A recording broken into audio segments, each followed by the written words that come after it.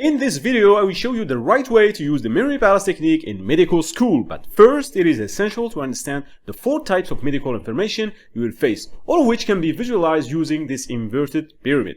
This pyramid is what's going to tell you exactly what a memory palace will save you hours of work or be a massive waste of your time. But first, let's start with a little experiment. Picture the entrance door of your home.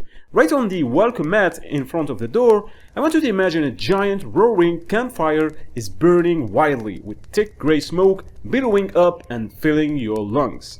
Hanging on the doorknob, there is a massive bow tie wildly switching between freezing cold and burning hot. And on the door window, someone has smashed raw eggs against it, and yolk is slowly sliding down, blocking your view. And finally, standing right in the doorway, blocking your way, Papa Smurf is there, completely blue-gray. What we just did there is using a memory palace to memorize the main side effect of amiodarone, a super common antiarrhythmic drug. Pulmonary fibrosis, thyroid dysfunction, corneal microdeposit, and skin discoloration. That's the power of a memory palace, and notice that actually worked. It's simple, it's sticky, and I bet you can already picture those crazy scenes on your door. But here's the catch. The reason it works so well is because the 4 side effects are exactly the kind of information a memory palace is built for, and not everything in medical school is. And this is exactly where most medical students make a massive mistake. They discover the memory palace or any other memory technique and see how powerful it is, and then they try to use it for everything. But after years of teaching biology at university, I noticed something surprising. Most of my students were always struggling with the hardest material. No matter how many times I explained it, they just couldn't get it. This kept happening until I finally realized the truth.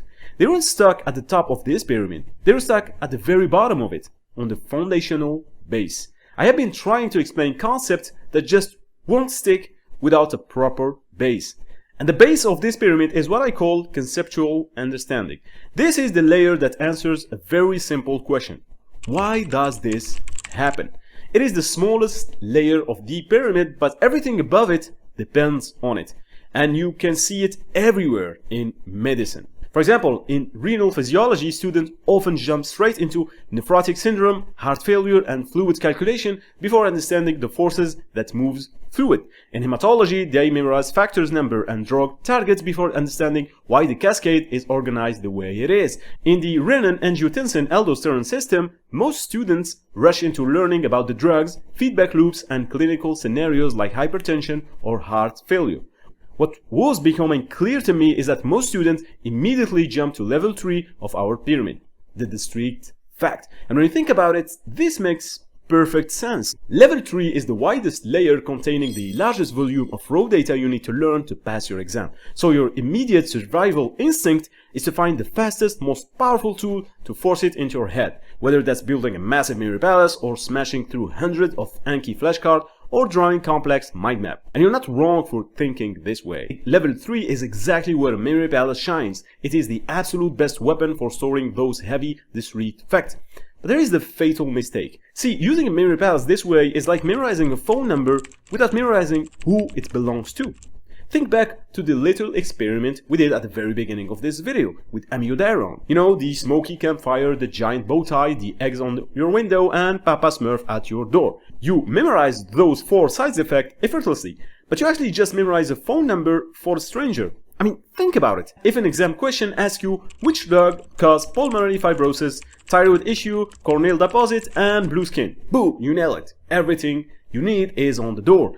What happens when the question gives you a complex clinical vignette about a patient with atrial fibrillation, an elevated TSH level, and shortness of breath, and asks you to explain the cellular mechanism of their new symptoms?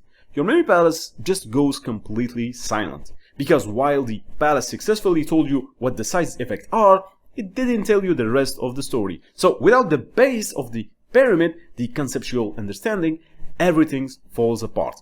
But what exactly is conceptual understanding, and how can we identify it and use it? Well, this part of the pyramid simply answers a very simple question. Why does that thing exist at all? I mean, why does amiodarone have those specific side effects? For renal physiology, why does fluid suddenly shift in the body? And for hematology, why does the body have 2 completely different pathways just to form a single blood clot? When you ask these questions, the answer should always be simple, straightforward, and easy to visualize. For amiodarone, the answer is dead simple. The drug is packed with iodine. Its chemical structure is about 37% iodine by weight. For renal physiology, the foundational concept is just basic plumbing. Hydrostatic pressure is the water pressure pushing fluid out of the pipe. Oncotic pressure is the protein sponge pulling fluid in. If you lose the protein sponge, the plumbing leaks. And for the coagulation cascade, it's simply a high-stakes game of dominoes, split into two pathways based on where the damage starts. The intrinsic pathway, the damage happens inside a blood vessel, and the extrinsic pathway, where damage happens from the outside. The base of the pyramid is the single idea everything else hangs from. Skip this, and you are memorizing X does Y with no reason for it to stick. And now you can clearly see why it would be hard to use the memory palace for the base of the pyramid. It doesn't really make sense to use it for basic logical concepts like pipes leak when they lose a sponge, or that intrinsic for inside the blood vessel and extrinsic for outside. This defeats the entire purpose of having a brain that can reason. So the base of the pyramid doesn't need to be stored in a memory palace. It needs to be understood in your mind. There is one important detail before we continue, and it's a massive trap that almost everyone misses. Most students imagine a single pyramid for an entire subject like cardiology or renal.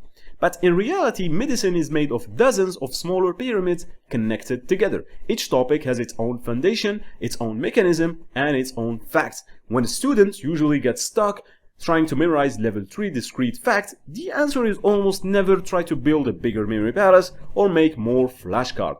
Instead, I always invite them to take a step back and look at the base. Because 9 times out of 10, when you are stuck at level 3, it's because the foundational concept you need isn't just missing, it's actually sitting at the base of a completely different pyramid that you haven't mastered yet. For example, for renal pharmacology, you would be needing foundational concepts from basic electrochemistry and physics. For the coagulation cascade, you might be needing concepts from the cellular anatomy and spatial compartmentalization pyramid. And even for the side effect of amiodarone, the concept you need might be sitting at the base of a general chemistry pyramid, specifically the element iodine. So the idea is you don't have to always go up or down this pyramid. Sometimes you have to go look sideways, find the missing anchor for a completely different pyramid, and let the facts lock themselves into place.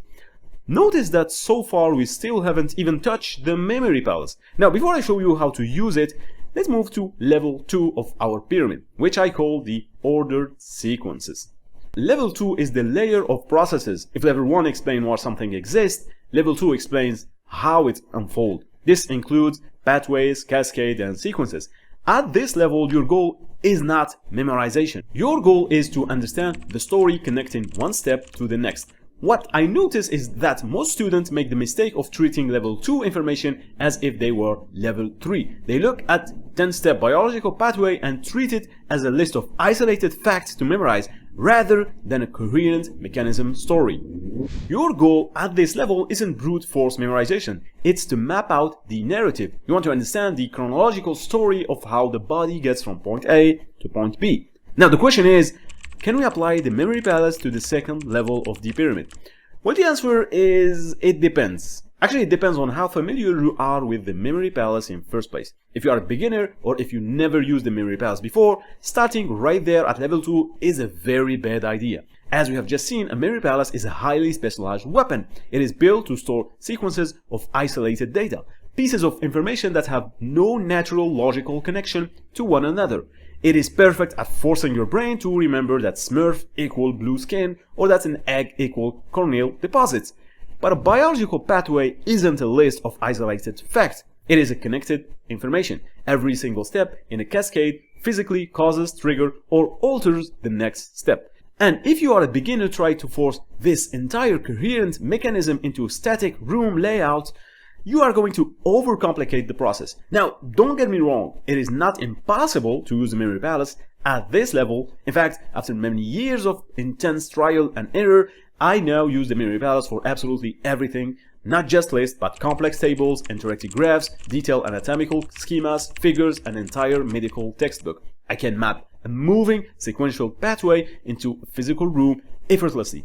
But I can only do that now because I spent years practicing, refining the technique, and explicitly adapting it to how medical information is structure. And if you want to learn how I do that, I have put together a 3-day medical memory palace challenge. It's step-by-step practical deep dive designed to take you from a complete beginner to confidently building your own medical memory palace. You can find the link in the description below or the first pinned comment. But for now, if you are just starting out, let's look at the absolute safest and most powerful way to deploy this tool. And for this, we move up to level 3 of the pyramid, the discrete fact, where the memory palace stops being a risk and finally becomes your ultimate unfair advantage. And here is why. To understand why this level is the sweet spot, we have to look back at the whole picture. See, level 1 is all about core understanding and comprehension. It's purely logical, it just makes sense. You just need to get the concept and let your brain reason through it. Level 2 moves into pathways, sequences, and relationships. This level is much easier to master using visual tools like diagram, doodles, flowcharts, mind map, and clear conceptual connection. But level 3 is where everything changes. This is the level of disconnected data. Level 3 contains isolated fact, drug size effect, diagnosis criteria, list of causes, and effect. Because these facts already exist as a finite list, they fit naturally into a memory palace. For example, if a drug has 4 main side effects, you have exactly a 4-item list to memorize. You can pick up a room, count out the exact number of loci, the physical spots like your bed, desk, window, and door, and place the exact number of visual objects you need. There is no guesswork, there is no moving part to lose track of, and there is no complication. You are simply taking a fixed list of static data and creating a memory palace based on that. Once you learn how to target level 3 fact this way, you stop wasting energy trying to turn logic into crazy images. Instead, you build targeted micro palaces that lock the raw broad data perfectly, while your understanding of the lower levels give those facts their real meaning. Now, let's look at the very peak of the pyramid, level 4, and see the final layer of medical information you will encounter. And this one is completely outside the pyramid itself, and I call it clinical application. This is when you are standing at a patient bedside or sitting in front of a complex USMLE board question. You have a real patient with real problems. And if you skipped the base and just built an anchored memory palace for level 3 facts, your clinical reasoning will freeze when the patient's presentation doesn't look exactly like your mnemonics. But when understanding comes first, pathways come second, and memory palaces are reserved for the facts that truly need memorization, clinical reasoning becomes much easier. You are no longer recalling isolated information, you are working from a system you actually understand. But knowing where to use a memory palace on this pyramid is only half the battle. If you want to see exactly how to build one of those palaces for a massive real-world medical topic, you need to see the system in action. And I have put together a full breakdown where I show you exactly how I memorize 5 massive biology textbooks without getting overwhelmed using a memory palace. Click right here to watch that video next.